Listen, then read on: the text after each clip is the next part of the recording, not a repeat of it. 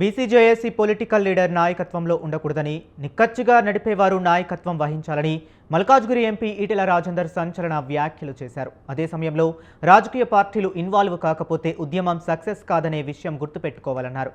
అందుకే అన్ని పార్టీలను భాగస్వాములను చేసే జేఏసీ అందరిదిగా ఉండాలని సూచించారు.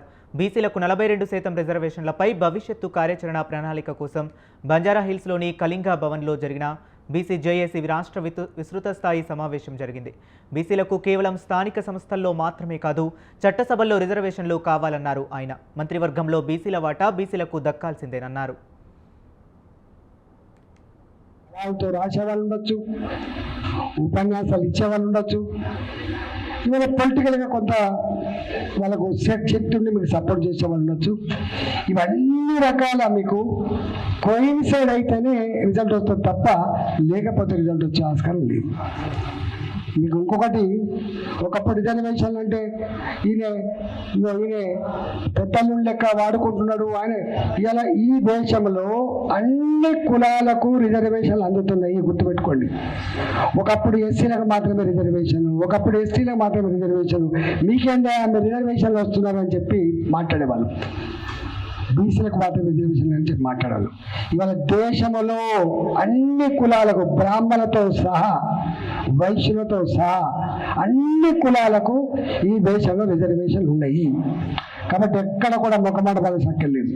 ఇక బీసీలకు రిజర్వేషన్లు, బీసీలకు ఇది కావాలి అని, వీళ్ళు మాత్రమే చిన్నవాళ్ళు అని ఆత్మనిర్భర భావంతో బతకాల్సిన అక్కర్లేదు.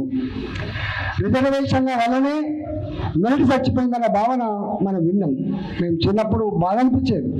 అయ్యో మనం ఇలా అనేక మంది, అంబేద్కర్ ఏ జాతిలో పుట్టిండు, ఏ జాతిలో పుట్టి వల్ల ప్రపంచంలోనే ఒక గొప్ప రాజ్యాంగం అందించగలిగిండు, ప్రపంచ మేధావులలో ఆయన ఒకడని చెప్పి ఎందుకు తెలుసుకోగలడు. కులము ఒక మతము, పేదరికము, మేధా సంపత్తికి గీటరాయి కాదు అని అంబేద్కర్ ప్రూవ్ చేశారు.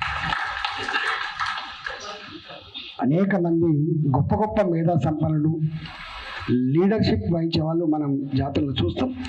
కాబట్టి ఎక్కడ కూడా రిజర్వేషన్ల వల్లనే ఇవాళ మెరిట్ చచ్చిపోతుందంటే, ఇవాళ డీమ్డ్ విశ్వవిద్యాలయాల్లో డబ్బులు పెట్టి మెడికల్ సీట్ కొంటాడు, డబ్బులు పెట్టి ఇంజనీరింగ్ సీట్ కొంటాడు.